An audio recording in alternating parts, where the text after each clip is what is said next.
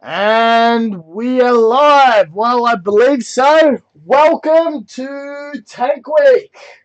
Today we are going to be building some kits. I'm going to be streaming every single day for anywhere between half an hour to a few hours, depending on what's going on.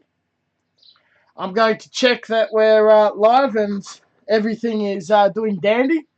And we will get straight into some resin.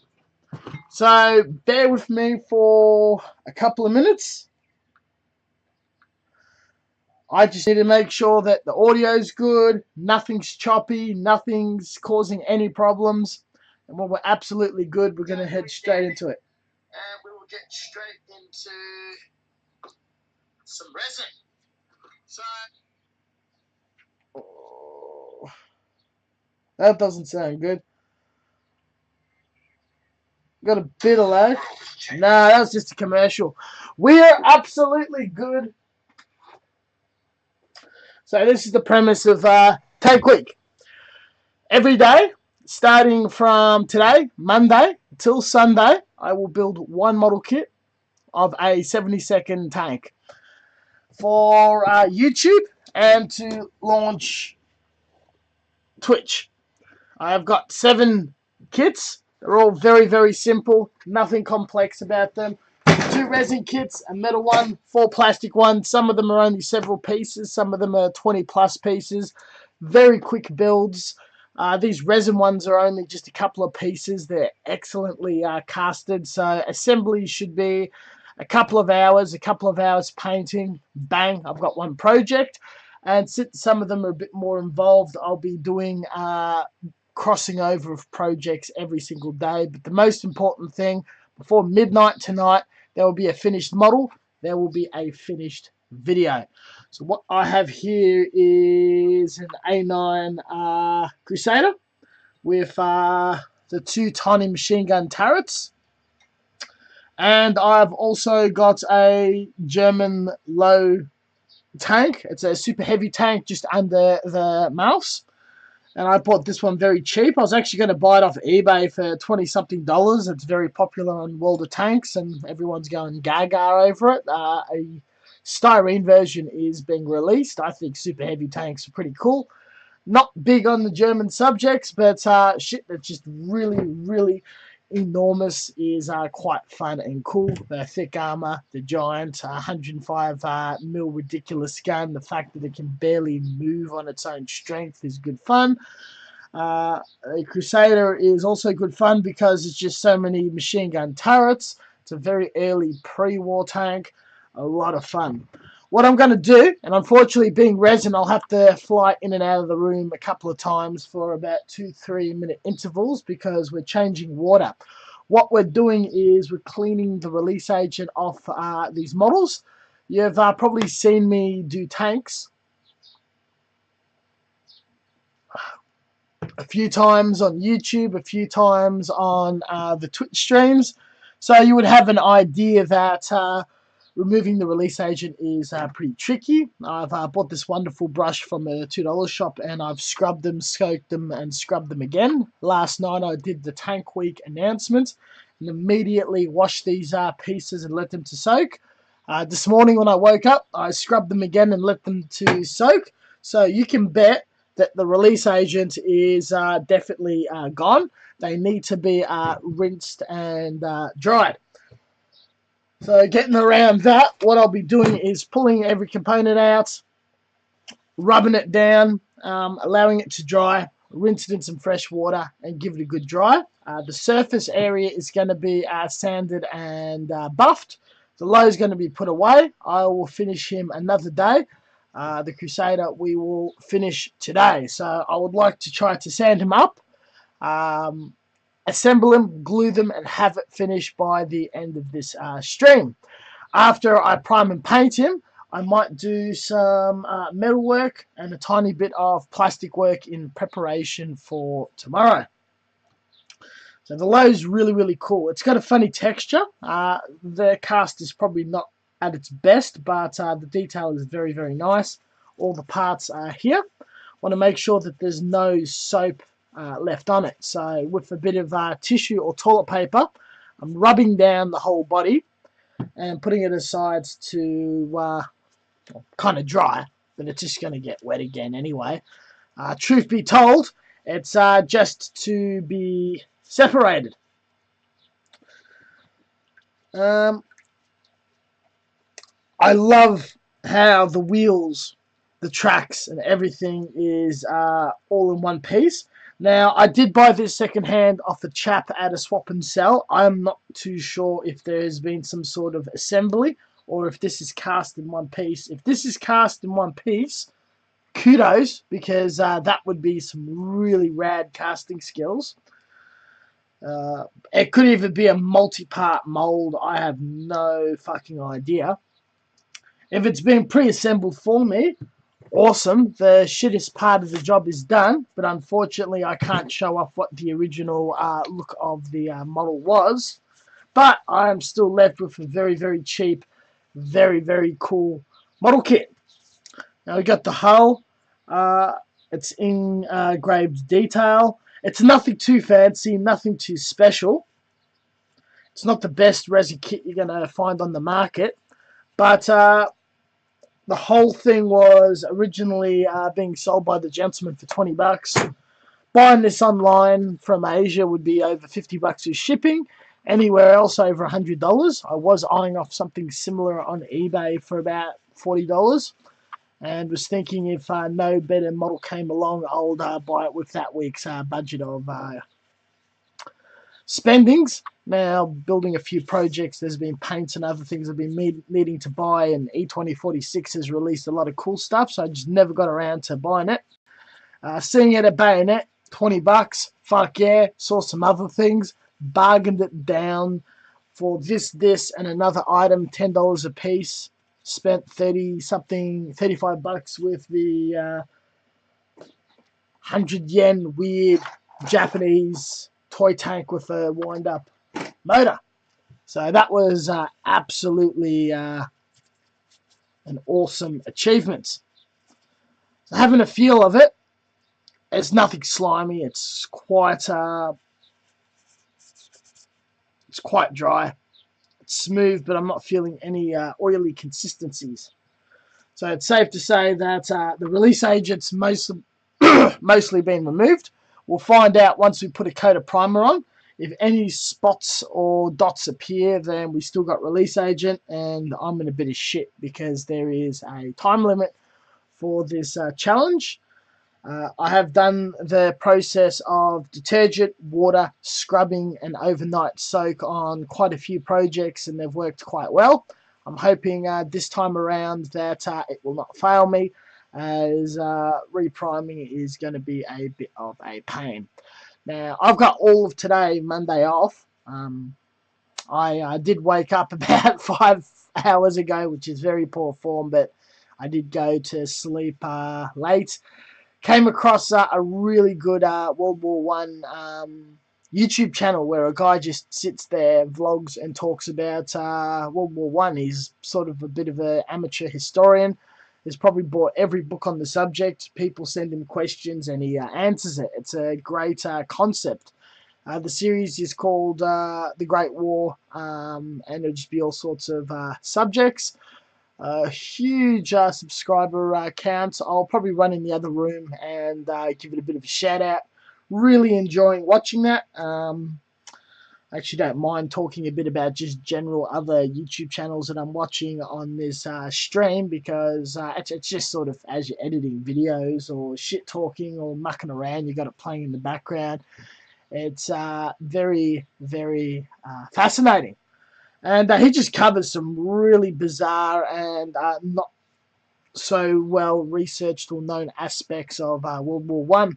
One of the topics he was talking about was prisoners of war, not really covered in movies or documentaries or any accounts, though, as he said, millions upon millions of people in large groups were captured, imprisoned, especially at the start of the war, but throughout different cases before the trenches were locked down. and they had to combat food shortages, disease, as well as boredom, which is the biggest killer of them all. And it's just really fascinating, whatever small accounts that he researched in his books and other material answering those questions upon other bizarre political contentions and whatnot. So it's really, really fascinating. I think my recommended bar picked it up because a while ago I was on a huge World War One documentary binge, and because it was the centenary type thing, it was just really, really fascinating, and just really dived into that quite hard. And occasionally, the more you watch on YouTube, it will recommend something that is pretty good.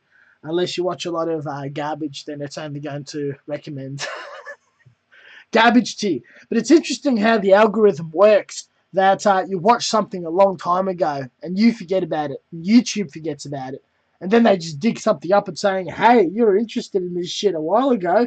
Do you want to watch more shit now since it's probably out of your fucking system?" There's been some really thin pieces. I think there's just fine, tiny amounts of crap in there.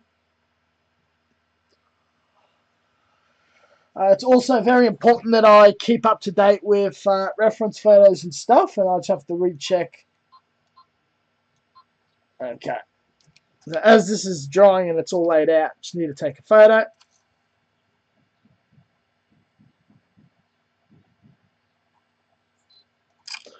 Of the parts laid out drying.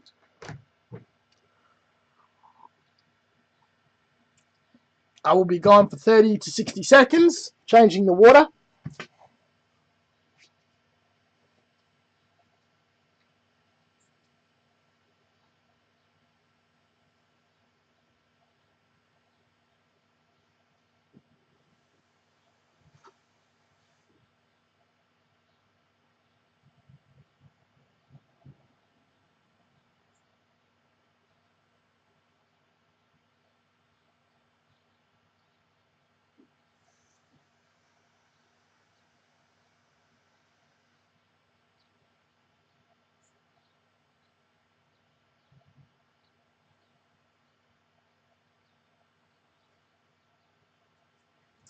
We are back. Now, there's nothing hard about resin modeling. It's very, very tedious. Oh, I got my name badge. I should take that off. There's nothing hard about resin. It's tedious. It's a different set of skills. And you just have to learn different processes, work with a different type of model, different type of materials, different type of assembling, painting. Everything is a different approach to building a styrene kit. So you just have to learn new skills and approach it differently. But where it's different to kits, and especially people who build Gunpla, it's a patience game. You are playing a time game of removing the release agent, not having the best connections and actually assembling it yourself and figuring out the engineering of where do you stick a pin, what glue do you glue, where do you glue the pieces, how do you hold it together. It's a mental game with how advanced and complex the kit is. So there's a lot of planning, a lot of thinking. It doesn't go together just according to the instructions. So if you're expecting that you shake the box, it comes out and you splash some paint at it, A, it's either an amazing resin kit, or B, you're playing the game wrong. And according to your skills, you even have to be selective of the kit. You either fall in love with the kit and buy it and try to conquer it, or it conquers you, or you buy it and you save it and you build it at a later date where you feel your skills is at that level. And a lot of people that build resin are in that situation. They go, that is wonderful. It's expensive. I really, really want it. But I'm not going to grab it just yet because I'm going to totally fuck it up. Rinse the parts down. So they're just really, really paranoid and don't quite want to jump on it just as yet. So it's sometimes good to build a few basic kits that doesn't have a lot of parts, not too tricky to paint, if you like it or not, just to be familiar with the material. Now, with tanks, we're talking about tanks today. Tanks are very easy. The hull is normally one piece. You got some wheels, you got the turret, you got the gun. The bottom part that makes contact with the ground is the heaviest, the strongest, and the thickest bits. There's just not much to building resin tank kits in 72nd. 35th, they're hollow, there's more parts, and that could be a bit more complicated, but there's just not much to it. When you're building something that's bipedal, that's top heavy, or an aircraft or anything like that, it could be a lot more complicated, and that's where more trouble comes into play. If you're building tanks, don't even think much about it. Buy some really good reputable main branded stuff. Focus on the stripping, the cleaning, the sanding, and then the rest of it just comes together very easily. You'll find the process to be very, very quick, opposed to the styrene counterparts. You'll find that you'll have it cleaned and assembled outside the time of washing and soaking, as you would have gotten the road and wheel gear assembled of a styrene kit. So resin is a lot of fun with armor, and you could just get so many more subjects that otherwise just not available to you. They are expensive, but due to how small and how little amount of resin there is, you will not be spending huge quantities of money. And on eBay, because resin tanks are so popular with the wargaming community, they can just assemble them and paint them in just record batch times. There are just so many subjects as well as common subjects out there. It's absolutely not funny whatsoever. So you've got all your main World War II popular subjects, your T-34s, your Tiger tanks, your Shermans. But also it goes into the weirdest of variants, such as Polish tanks, Italian tanks, Imperial Japanese tanks, some of the paper panzers or very rare prototype tanks of each country. Interwar stuff, pre-war stuff, post-war stuff. The list just goes absolutely on. It's just absolutely ridiculous what is available to you and just how quickly it goes together. And once you're done, then painting and detailing and all that is just an absolute dream. There's nothing to it. I've done a few resin tanks. They're all on YouTube. So if you do want to learn more about it, check out my AFV playlist. And if the tank is resin, it will be in the title of it. It should be 3, 4, I would imagine. And there's going to be a few more released as I've done some models. You can find that on Facebook. But they're not quite on YouTube yet. They will be uploaded before New Year's is out. I've definitely got 2, so look forward to that. But if you're willing to wait for a few hours, there will be a video tonight, so not a problem whatsoever. These mini turrets are just really, really cool. I think that's just the best thing about the early and pre-war stuff, that they didn't figure out to put a hole or a machine gun in the hull of it.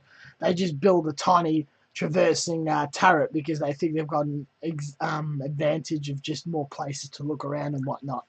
In truth, it didn't work out that well. It just probably made the tank overly complicated, harder to manufacture and release, which you can be all thing in the gear and make your tank as complex and weird and hard as possible as you want during the interwar periods, where it was just a technology race to see who can make the baddest thing.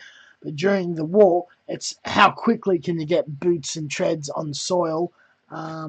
So efficiency goes all out, opposed to strange things with 1,000 rivets and 1,000 corners and turrets and all sorts of crazy, strange details and weird shenanigans sticking out. So interwar tanks, even though they weren't particularly militaristically effective, are just very fun to look at, have experience, and see where the development of tanks go, particularly stuff from Russia and the UK. The Russians, Christie suspension stuff, your BT series of tanks, anything that Vickers put out from the UK. They're just very, very, very fun subjects. I'm going to escape again for the second time to rinse this water. Shall be back, and we will dry off this tank and start cleaning her up.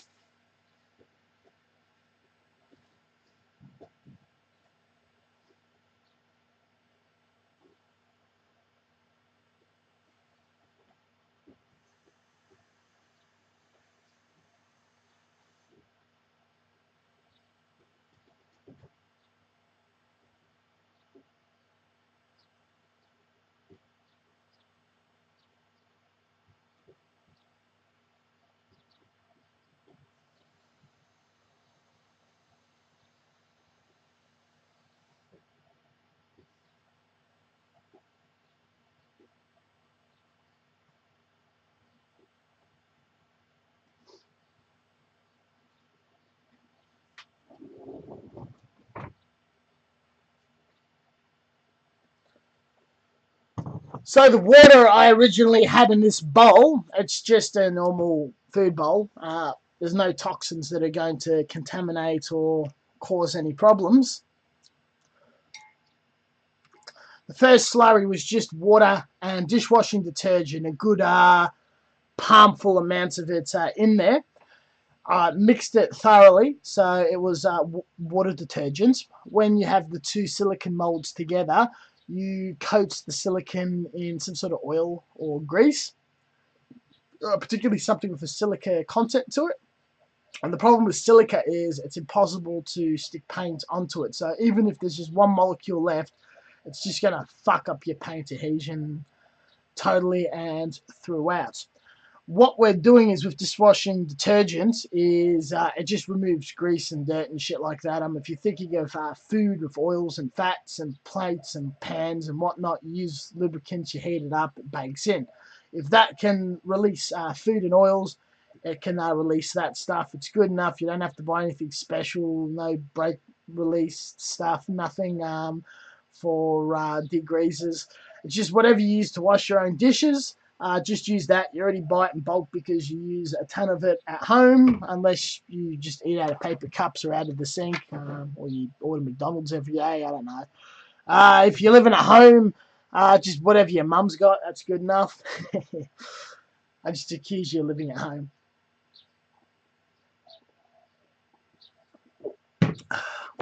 But that's just good enough. It just takes time.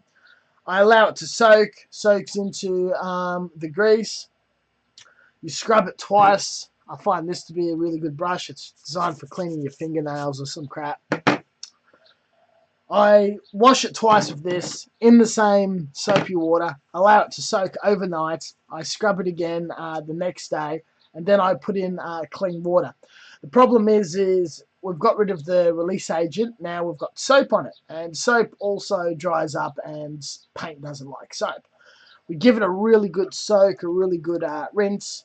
We make sure that as much of the soap is diluted in fresh water, because this is fresh water.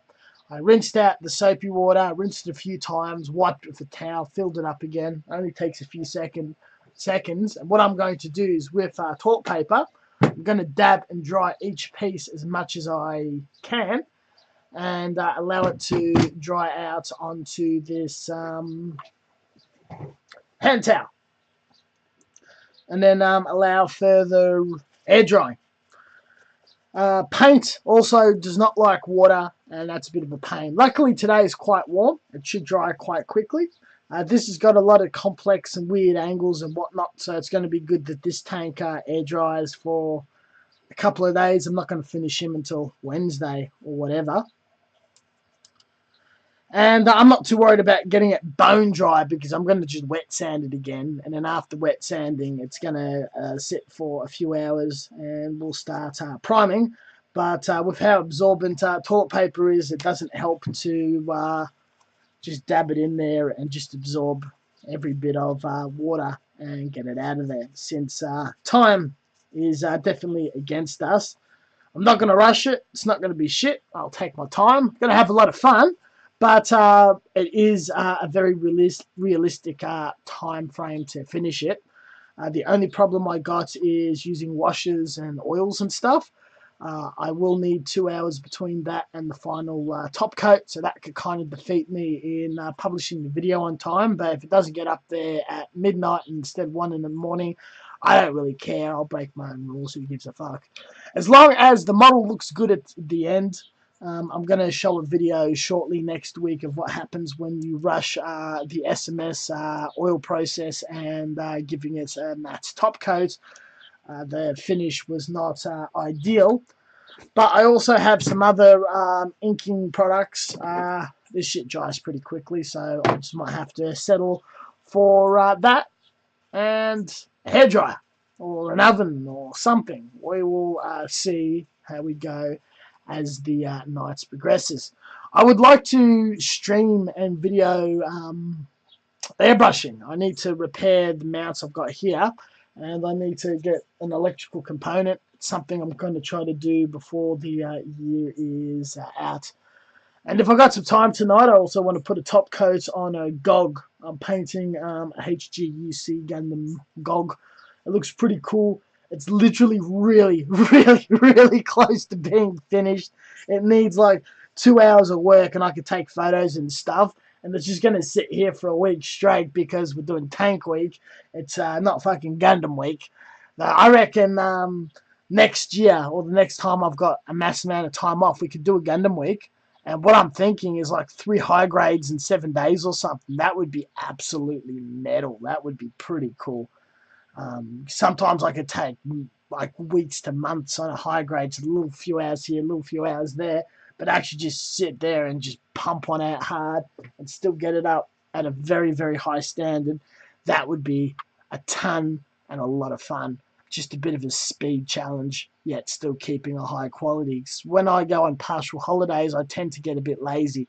I do a lot of cleaning, and then I start lounging and I start watching TV, and I might go out and walk and drink and do other things. And it's just sort of like, I could do some modeling later. I could do some modeling later. And then you feel like, I'm going to do a ton of modeling this holidays. You pretty much do the same amount as you're working or other things. So a model binge is something I'm very excited about, but not on projects I've already been sloshing at for a while and that I'm getting a bit bored. Something nice and fresh, but also to finish it quickly so it doesn't drag on, and I've just got more projects that I've just been looking at for a long time.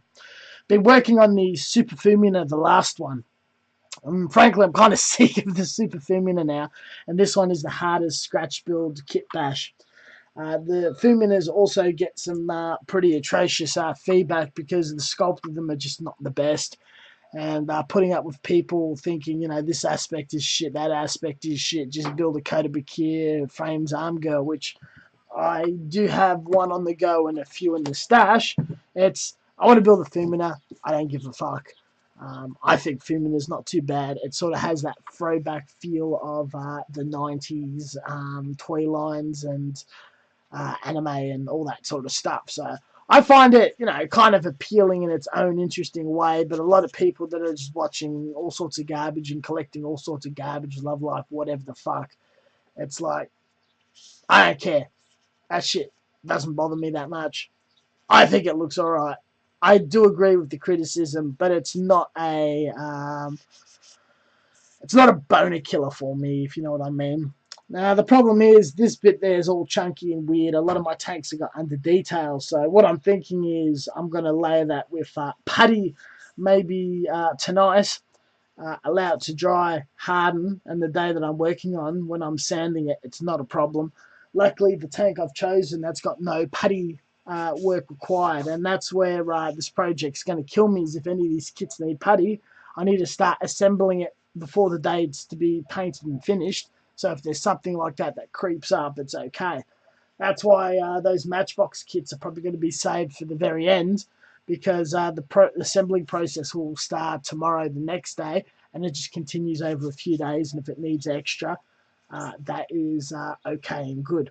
I think the most fun and challenging bit that's building up a bit of anxiety, good healthy anxiety, and ambition and whatnot is there is a time limit and there's challenges. Which one do I build first? Which one do I build last? What can I realistically get? Can I do a few kits in one day and just do a few processes as well as finish and paint one by the end of the day? All that sort of stuff. It's very, very exciting for me. And just, going out, making a declaration and trying to get it done. White Wolf Ranger, hello. How you going, buddy? Good to have you join my stream, mate. I hope you fancy some tanks because that's all we're doing for the whole week.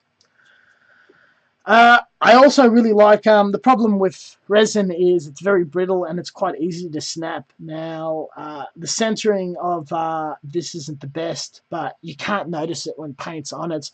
There is a metal rod right through it, and it's sort of gone off center, and it's coming to the surface on this end. So I know that this is really strong. It's not going to snap or break. So very, very happy with that. We've almost completely finished drying this. I can put them in his little baggie so I don't lose the parts. I won't start cleaning them up yet because we've just got so much to do today. It's not funny.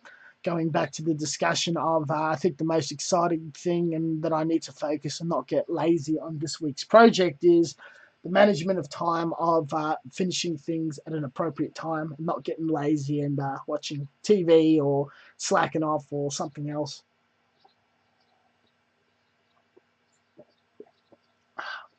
Spending as much time at the workbench as possible. It is a slightly warm day. As soon as I bag this bad boy, I think I'll opt in for a glass of water. It will be another 60 seconds that I disappear. And if any of you are sitting at your workbench and working along and listening to me and whatnot, that's really, really cool. It's like having a big model work meet or something. If there's a topic, a question, or anything you guys want to cover, chuck it in the chat and I will definitely lean in that direction. This is the big super heavy tank low, and I'm very happy to have it, even though not being a massive fan of German armour. It's just been sort of something that no one really cared about, a really obscure subject that just didn't take interest except for the most hardest of core German tank modelers and historical fans. But with things and pop culture always changes, tanks are very heavy in pop culture now. People playing World of Tanks, War Thunder, all those sort of things. And they're enjoying tanks that really perform well in the game and they really like. And some of these paper panzers that no one's really cared about for a long time are popularized again. And people are suddenly interested in some of these subjects. So a lot of people that sculpt, cast, garage kits and whatnot are dusting off the molds, reprinting them, sending them out there. Same with companies that have made paper panzer kits. They're reprinting them. Some brands even getting permission to put the War Thunder or World of Tanks logo on the box art and maybe throw in some extra points or game codes in the box if you buy the kit. It's just a new way of promoting the hobby and particular subjects and manufacturers. So I'm really appreciating that. And what's also really cool is some new kits are coming out, some new resin garage kits as well as styrene ones. And that's just very, very exciting. Though they're going for what's just popular in the game and not necessarily interesting in history. So it's cool to have the low. It's cool to have some other things, but there's just some other obscure subjects that are interwar that are tiny, weak, pathetic, and they're not really getting targeted. Shit.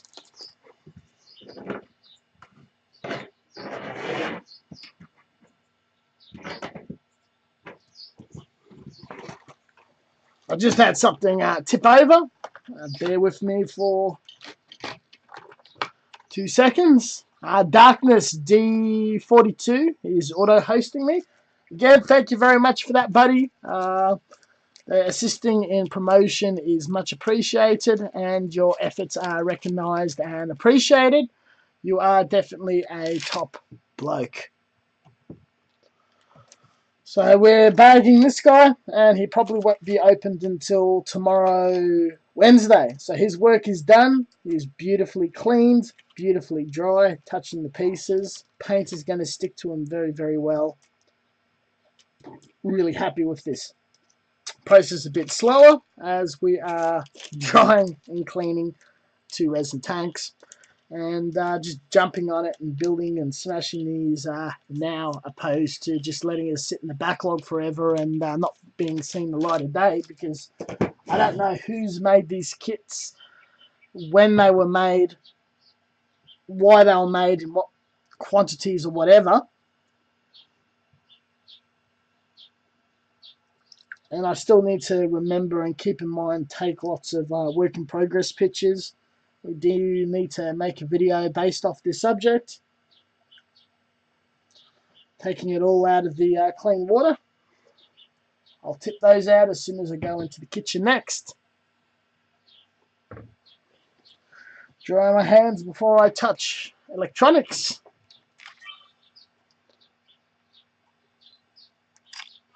And that's important for the work in progress, modeling, whatever. Always maintaining a clean work site. This is the tank I'm cleaning up and building today.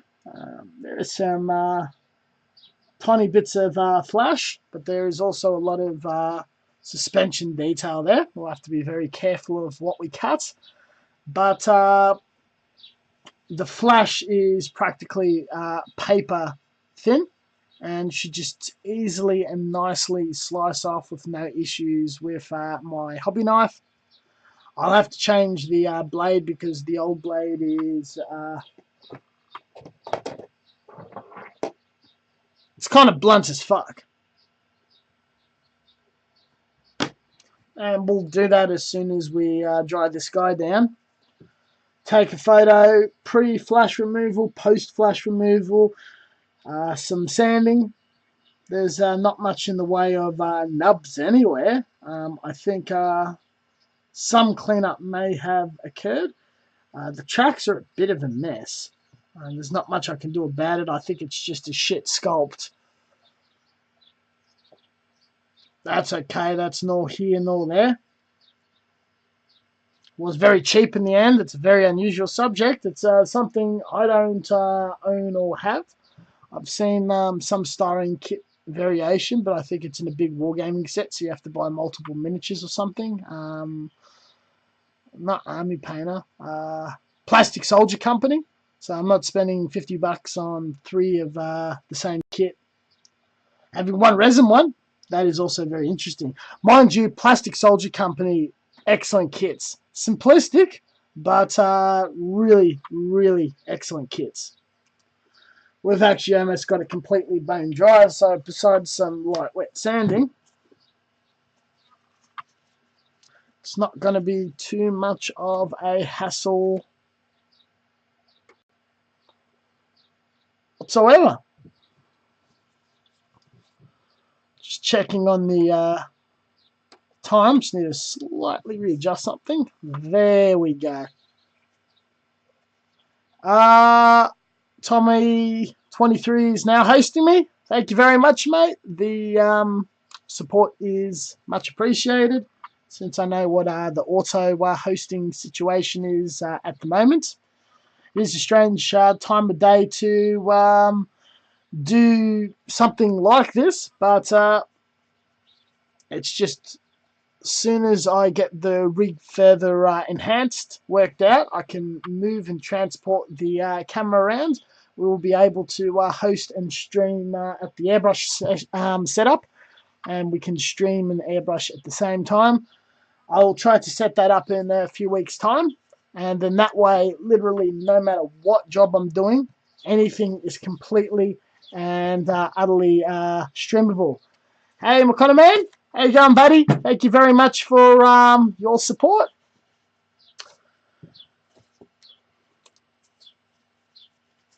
I got put off for a second. It's It's good to have some people in the chat. It's really much appreciated. When I did my beta testing for streaming and working things out and had my technical glitches, I had one or two friends Zoom in and out, but having the big zero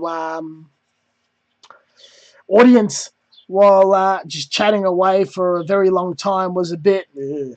But just knowing that some people chiming in is just really, really cool. And it's something that some people don't mind looking into and enjoying. Now, as I'm finishing this project today, I'm having a look at the bottom. I like to have somewhat of a neat bottom. There's all these air bubbles. And I much rather have the air bubbles at the very bottom because they must have put it in a vacuum chamber and it just came to the surface than nothing at the bottom. But it's still there. And I don't want to wait for many hours of applying putty and then sanding. We'll put some super glue down, some baking soda, and we can just sand that immediately. I'm looking forward to your airbrushing, your vids too. Yeah, it's probably going to be very boring like my resin ones because it will be load the airbrush up, prepare it, spray some bits, do some shading and some detailing.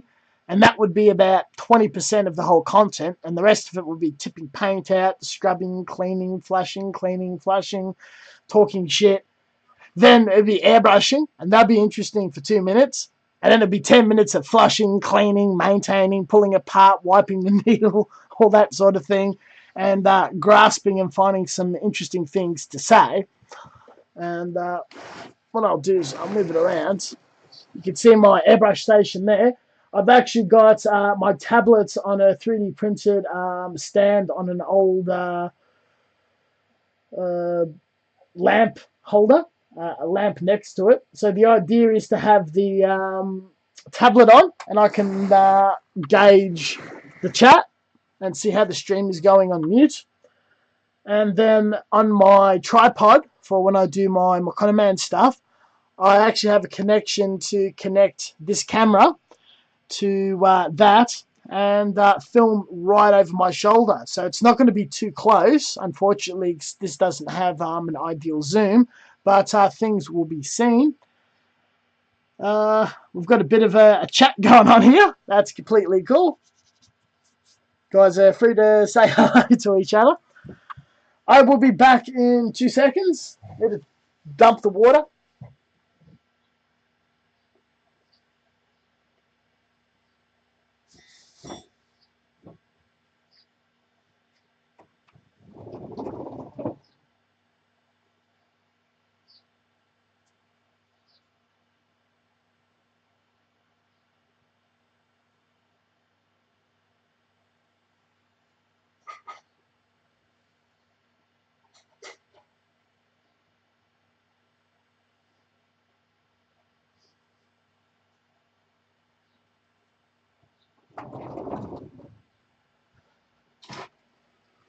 We're back. Gonna get some baking soda.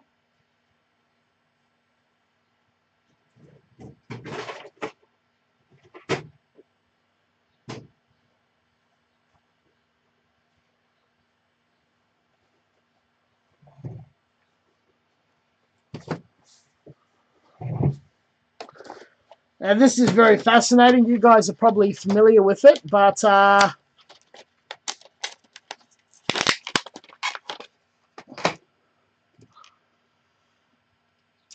super glue is a very fast drying substance, and you can get fancy and expensive accelerators and whatnot.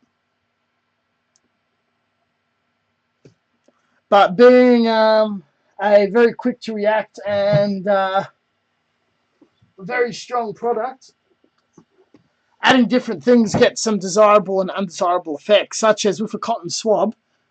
If you put super glue on a cotton swab, it smokes a bit. When you put a lot of super glue on cotton, it smokes a lot. It potentially can actually ignite.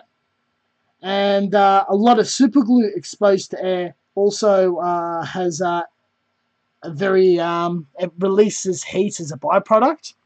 And too much super glue exposed can also ignite just from air. So It's a very dangerous product since it can just spontaneously combust. That's actually kind of really, really fucked up. Though with baking soda, it releases a lot of heat through the soda, yet it hardens and dries immediately, and it's really fascinating. If you mix it with talcum powder, it dries slowly, but it becomes sort of a solid mass, and you can sculpt with it. Who needs accelerants when you have baking powder? Exactly. Though the advantage of the accelerants are when you mix it with the super glue, you still have a bit of playtime. With the baking soda, it just snap dries. Though sometimes you just want it to snap dry. If you want it to move around position and whatnot, why rush? I don't want to rush. So we'll build up. And the effect is really cool. It could be potentially dangerous, and I shouldn't recommend it. But if you put super glue on a surface and then you touch it with your fingers, I use it as a filler. I'm using it as a filler right now. If you put baking soda onto super glue and touch it with your fingers immediately, you can actually feel the heat.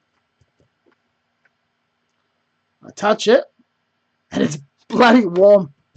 It's not like really hot or burn yourself, but it feels like lukewarm. The temperature's definitely raised a bit.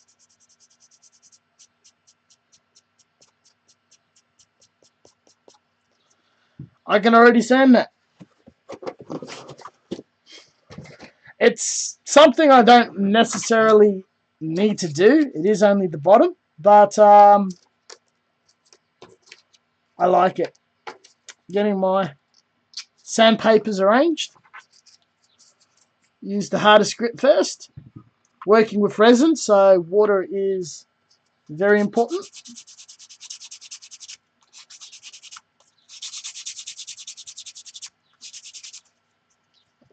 There you go. We're able to sand immediately. And this is just absolutely ideal. I don't use super glue and baking soda as a filler often. Sometimes I find it to be a bit hard for plastic, and it's easier to sand around the plastic than the actual filler itself, and causes some problems. Resin, it's not too bad of a mix, especially since some putties don't like to react hard or mix well with resin. So my favourite putty to use on resin at the moment is bog putty for cars and body panels and whatnot from automotive shops. Can also be known as blade putty. It's a polyester putty that's in one part. It builds up. Doesn't build up a lot for industry use, but it builds up enough for modelling. You can fill some pretty big gaps with it, build it up, and it dries very quickly. You can almost dry it you can almost sand it in the same day that you set it. It's probably the fastest working putty I've ever worked with, yet you still got enough time to play and cover a whole surface. But you know, as soon as you start sanding the next day, it's definitely hardened fully, and you're able to play with it immediately. Going down my 4 favourite grits of sandpaper, and I can't feel any of those air bubbles. 1 or 2 of them might still be there.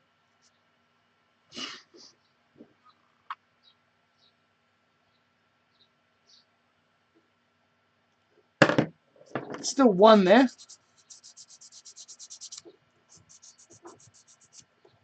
But we can get him in the second pass of glue and baking soda.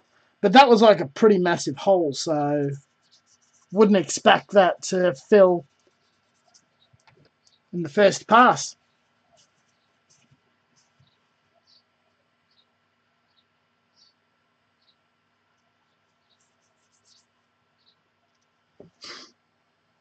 A bit more super glue.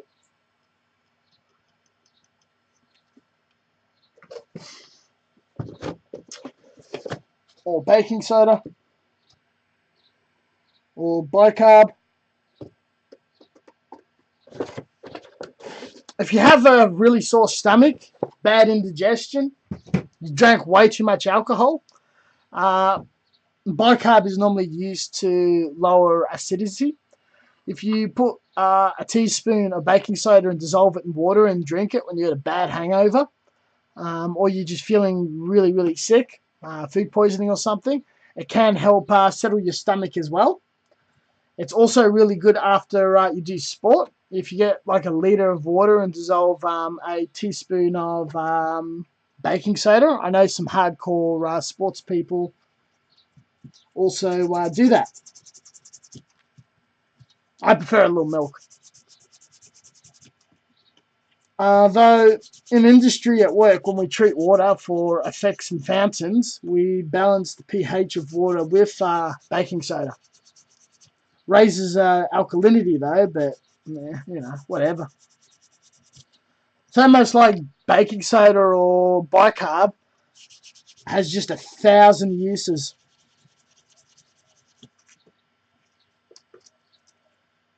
And it's just absolutely awesome that way. So there we go. We've completely, probably in less than 10 minutes,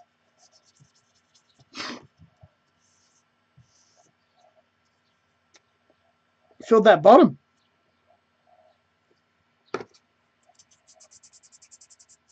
Just clean up and neaten up some other areas. There's some nice detail here, and I like how the bottom is shaped. There's definitely been put attention to detail in the sculpting element here. It's just a shame to just have all those bubbles there. And even though it's not going to be seen, it'll be displayed like this forever, and I might even just take a quick photo. It's just good to know that that's been sorted. And it's also good practice when you're doing it on the surface, an important area of the kit in the future when you need to do so. It just works out. Wow, that's good info. Good to know. Thanks. Not a problem at all. It's actually really good if you want to know the best way to fill seam lines on your Bandai Gundam kits or large seams. It's just got a habit of re-splitting. Super glue and baking soda not only fills it quickly and you can sand it immediately, but because super glue is involved, the strength of the super glue holding it together will not make that seam split again. Where if you use plastic cement and a soft putty, your Tamiya putty, squadron putty, cracking can occur from the tension of the joints. Normally when I glue two styrene pieces together, and I've showed in a few streams, I like to put a bit of super glue on it, let that dry, and then put putty and sand it the next day, and I find that seams never re-split, because a lot of my older works, splitting seams was just a really big thing. And talking to Scott, the Ghost of Xeon, he, I don't know if he still does, but he also used to have some of those problems with really, really long seams, sort of like anything that's longer than about 30 mil or even longer than that. Even loosening joints on those kits can also be a bit troublesome. So we're laying it out again. We'll do another photo and we'll be gluing it all together with super glue camera. So we're also still working on a video.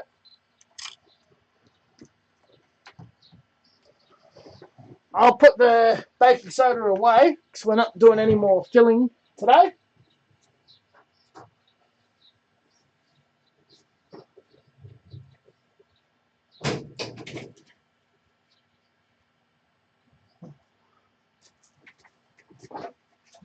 And what I'm thinking, I'm going to change the blade on my knife.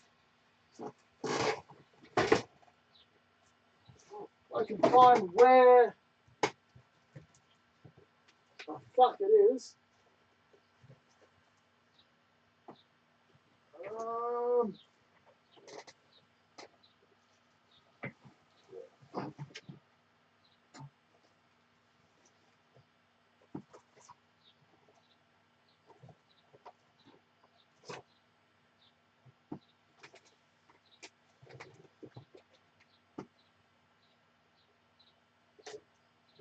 that's embarrassing. Ah, is that it? No, that's sand. There we are.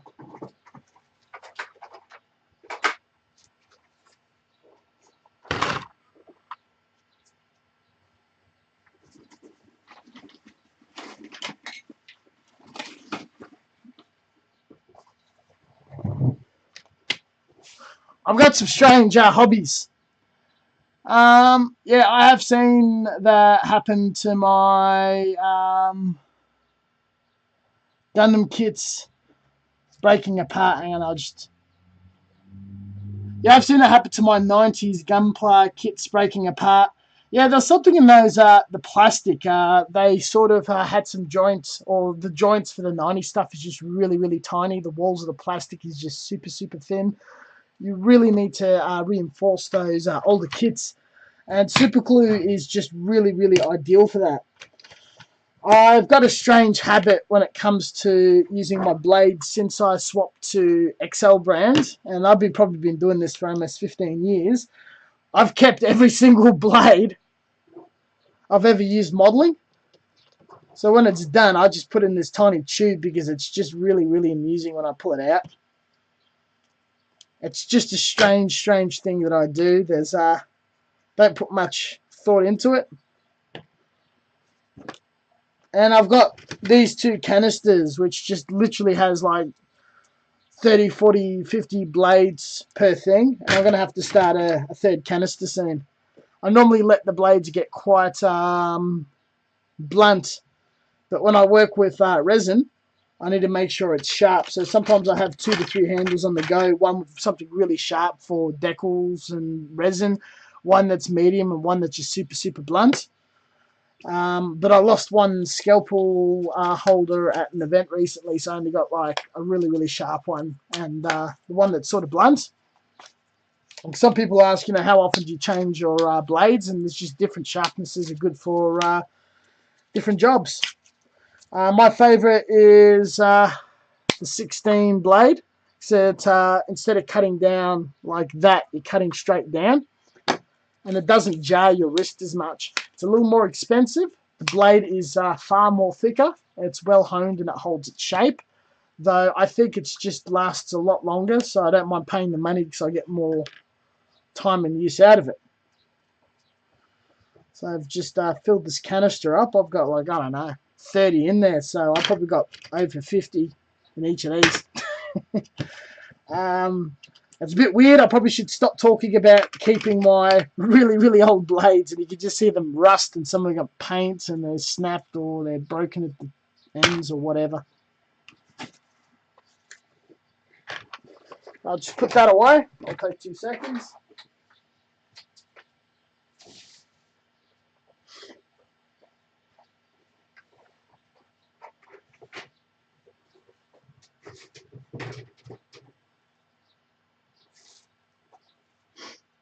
May as well do a quick show and tell.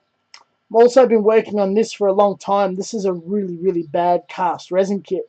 So I've been adding putty, sanding, adding putty, sanding. There was some rivets and detail, though the detail is really, really bad.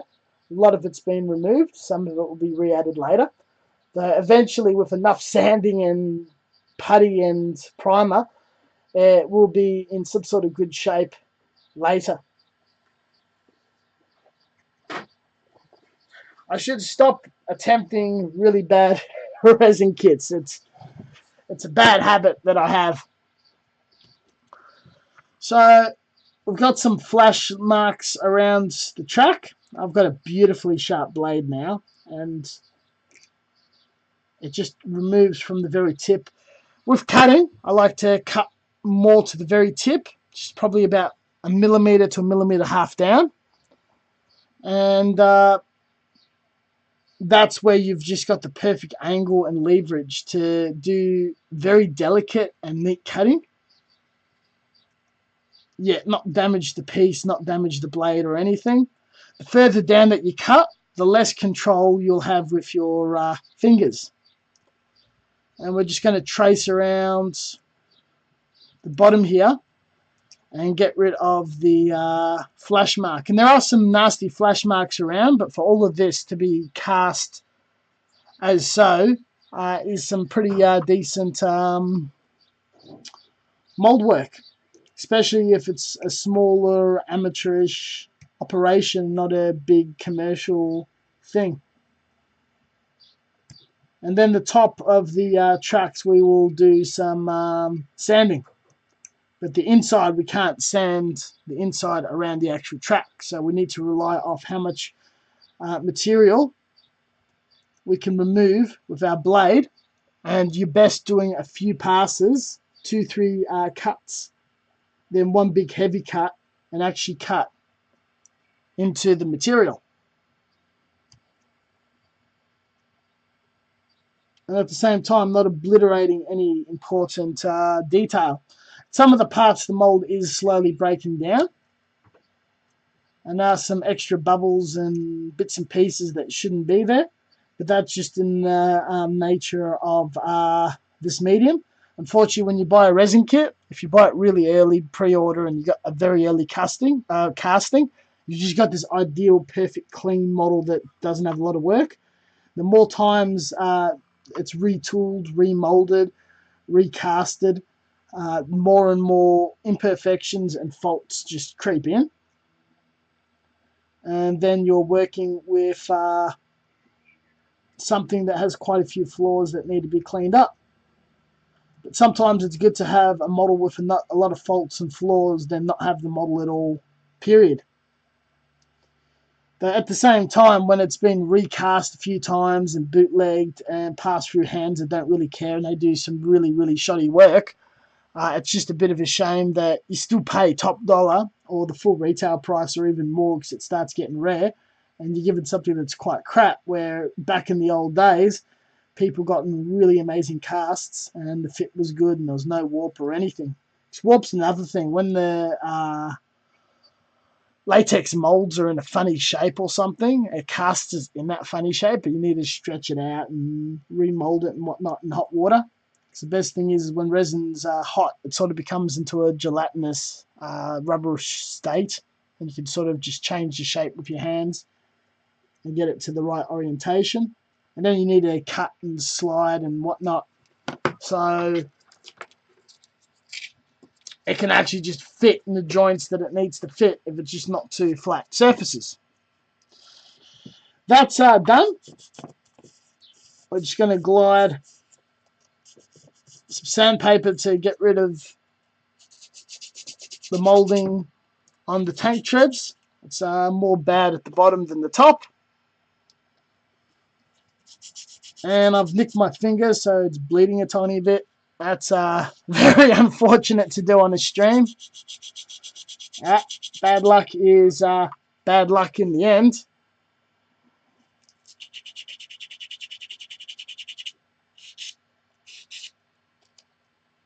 It's kind of stopped bleeding, so that's good. I think it's just a tiny puncture wound, so it's just sort of like healed up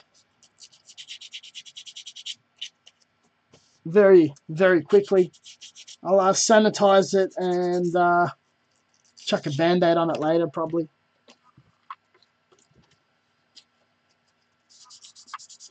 And then we work our way down the sandpaper grits, polish her up nicely.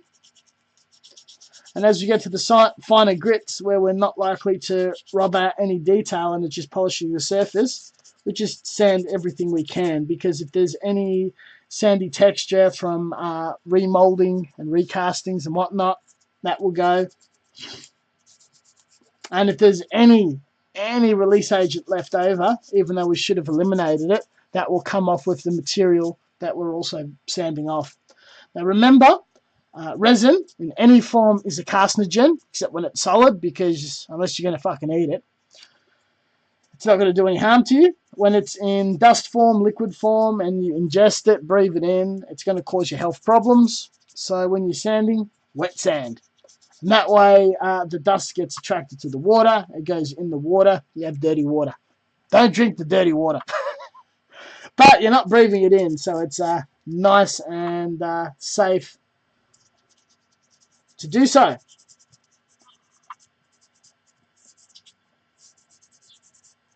And we'll polish it up nicely so paint adheres to it well.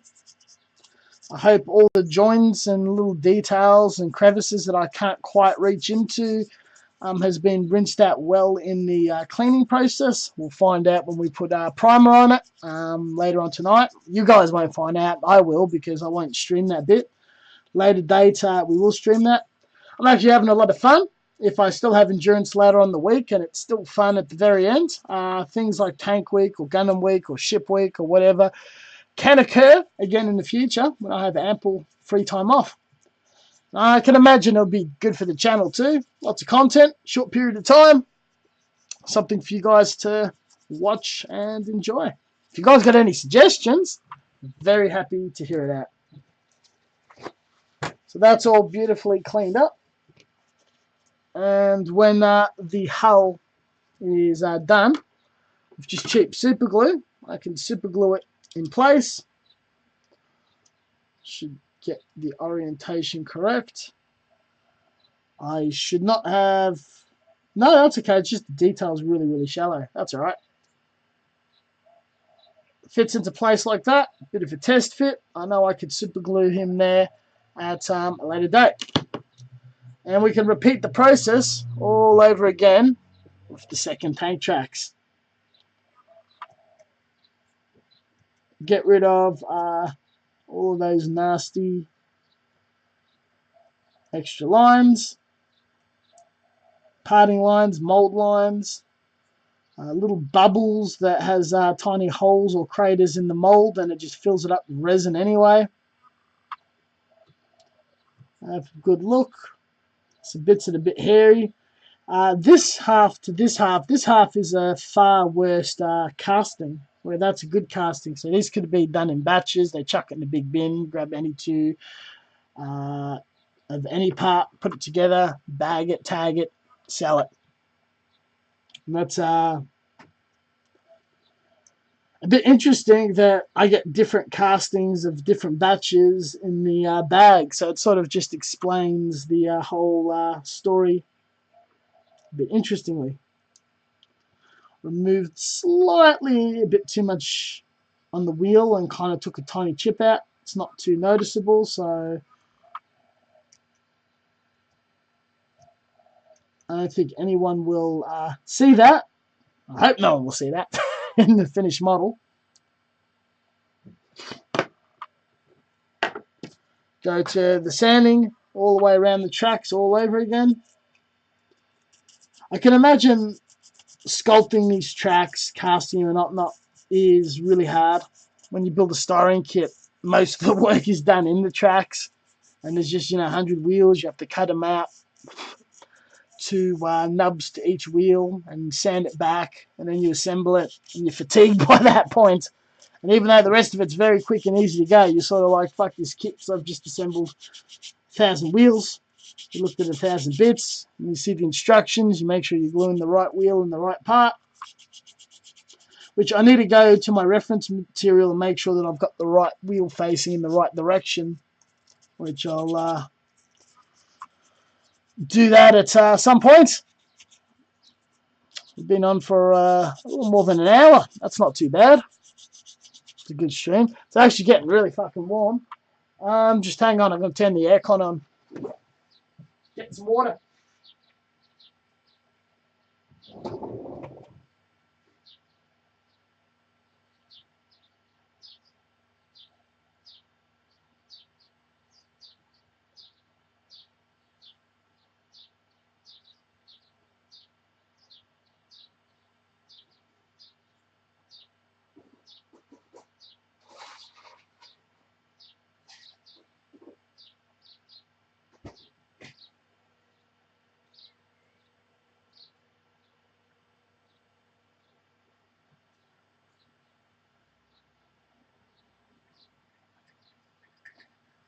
Finally getting some warm weather. It's going to be a bit hot here and there. I need to stock up on some good tonic water.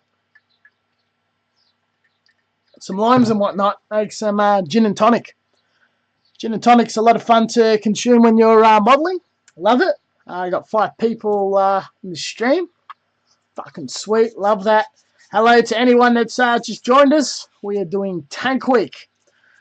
7 days, 7 tanks, 7 model kits, 7 streams, and 7 videos before midnight of every day. Quite challenging. I am still working some days, so it will be a bit sleepless. Though normally working 2 jobs, I'm only working 1 job over the holiday period. Got the time to dedicate that instead of work. So you'll have the privilege of my time a lot longer this week than any other time of the year. It'll be quite fun, and I sincerely hope a lot of you guys enjoy it. The tank treads at the very bottom are a bit misaligned. There's a strange line going through it. It is unfortunate. A lot of it's been removed with the 180 grit sandpaper. The rest of it, we can't really do much about that. That's unfortunate. But that's okay. We'll polish her up a bit, make it all look nice and straight. It's for resin, it's very, very thin, very brittly. Should be able to snap and cause all sorts of problems, but this almost has a bit of flex or elasticity to it. So that's really, really cool. I'm not sure if that's the sign of a high-quality resin. Worked on a lot of resin kits. Some are just so rigid, it's brittle, and it just snaps by looking at it. I feel a cool breeze coming in, so finally the air conditioner's kicked in. Not going to be so hot or warm. It's all good. I almost thought there was a new comment there, so don't worry about that.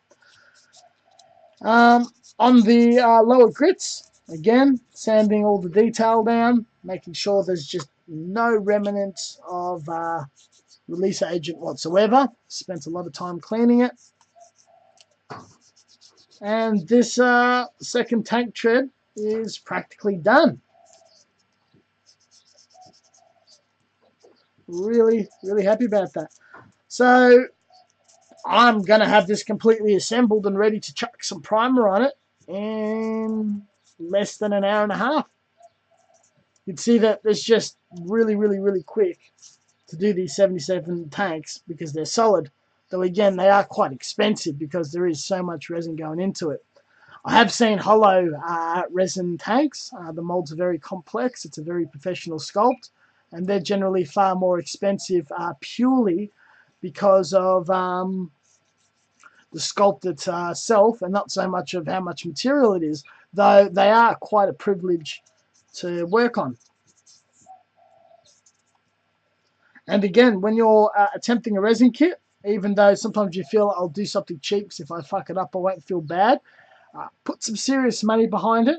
The first resin kit should be a reputable brand, something really, really good, really, really nice. See if you can come across one really cheap secondhand or just unpopular subject or something, so you can build it, put it together, and have a feel for the material, the style, and all that.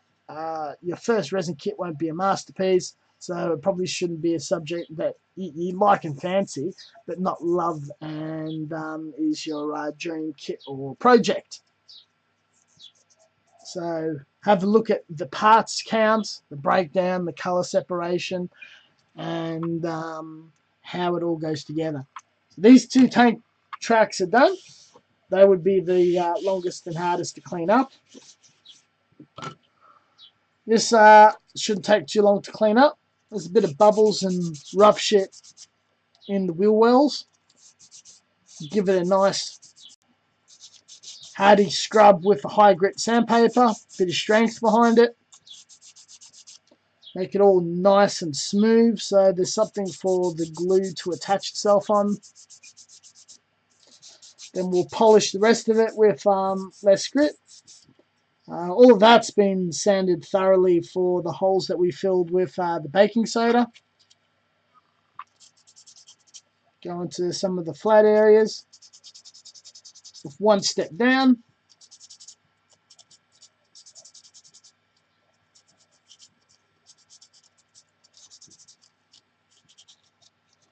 So it's nice and prepared.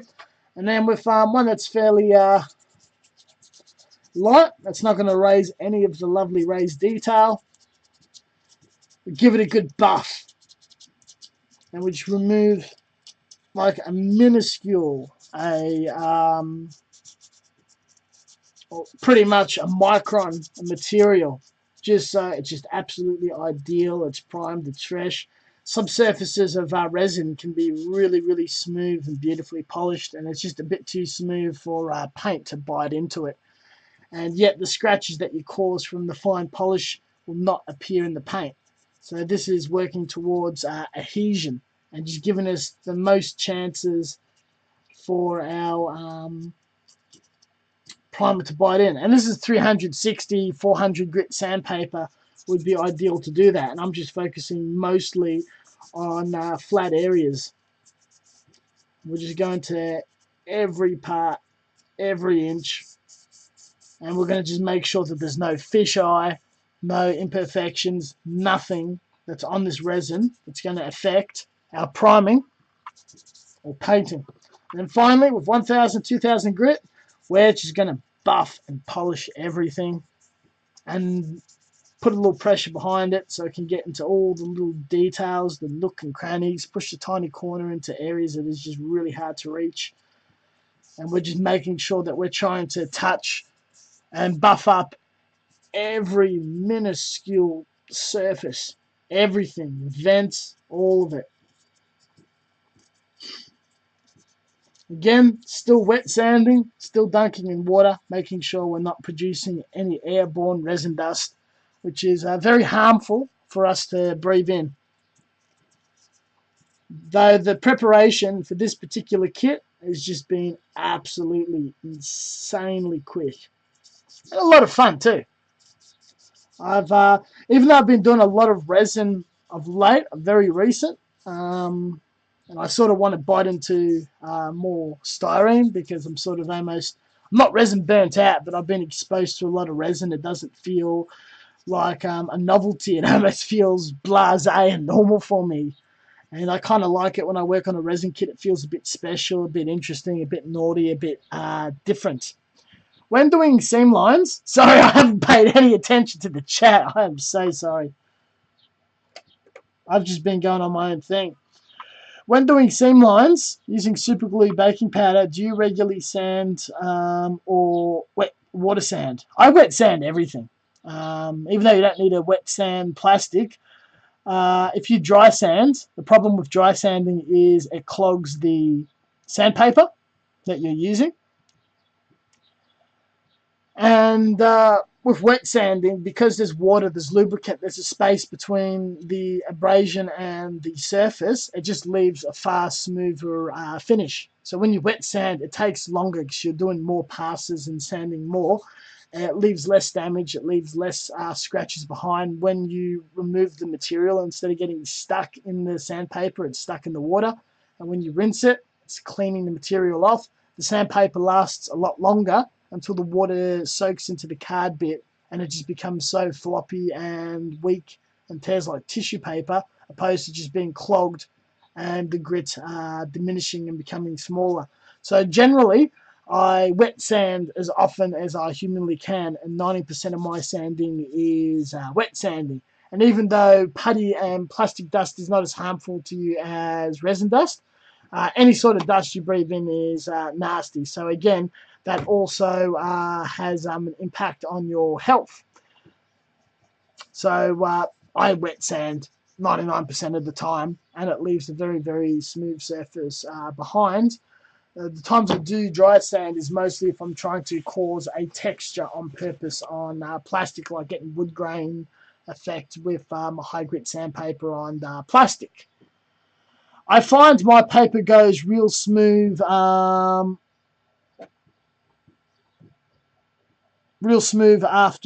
water. Yes, because you're not getting the full abrasion power going on your model. There's something in between. It's a lubricant. It removes the material. Though when you sand dry, it's really effective. It scratches and it eats deep into the plastic, and it's wonderful. And after a few passes, it clogs up, it diminishes, and it's removing less material and less material and less material. When it's wet, initially it removes less material, but it removes the consistent and the same amount of material for a much longer period of time until the sandpaper literally just disintegrates, or it's just not thick enough for you to hold flat against the surface. Now, because I use 4 different types of sandpaper, I take turns and I do a little bit of cutting with each sandpaper, and then it dries out, reuse, it dries out, and generally it lasts long enough where the sandpaper just starts to fall off at corners and other bits. And when it starts doing that, then it's very close to me throwing out and cutting a new piece. So I can recycle and use sandpaper a lot, which it's very cheap. You don't need to recycle and reuse, but it's just more of a hassle to go out and buy it.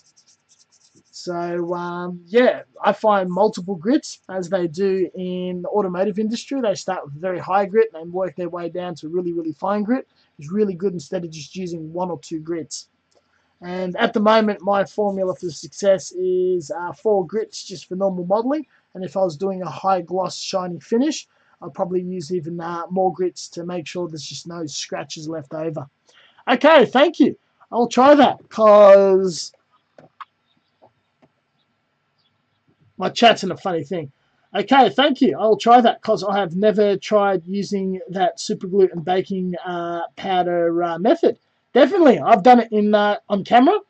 It just worked really, really quick for me, and it's just absolutely ideal, and it just chemically works perfectly like that.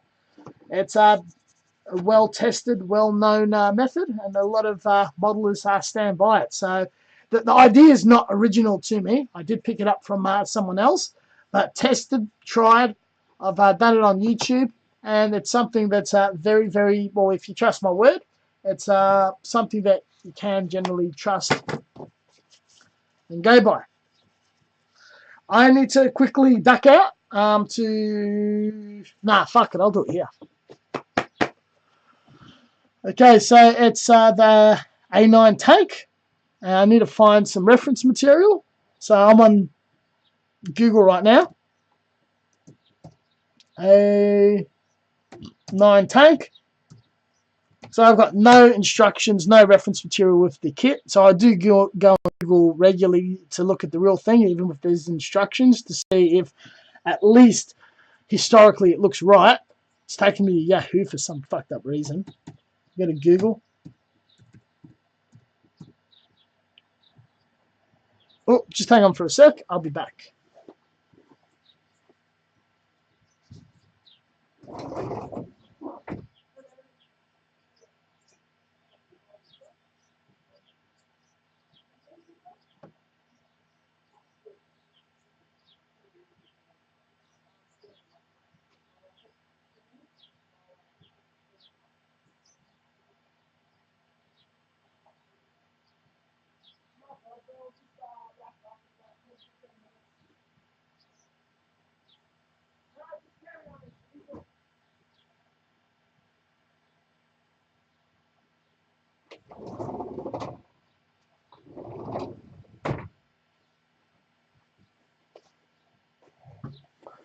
I've got people coming home and coming in. So we will probably finish up. So I probably won't be able to glue the tracks together. I'll do that in my own time, so that's not a problem. Thank you very much for tuning in and watching the stream. I will stream probably more in the early morning or the late evening tomorrow. So probably more so early morning. And then Thursday, Friday, Saturday will probably be quite later again. Pay attention to Facebook. I'll post some pictures. And before the night is out, we will get a video of this tank. So we'll see it all finished. There's just very little to do. I just have to sand these 3 pieces, super glue it together, prime it, let it sit, do some other things, and painting should be a very quick process because it's just 2-tone camouflage of colors I already have. Pick out some detail with the brush, a wash, a top coat, and yeah, she's just completely done and dusted. So catch you guys later. Thank you very much for tuning in. Thank you for interacting, asking questions. It's been a very amusing stream. And I'll chuck this up on YouTube in a very short period of time. Catch you guys later. Tune in for tomorrow if you just happen to be online the same time as I'm online. If you miss out, the video will be on Facebook and YouTube. Ciao. Catch you later. Too easy.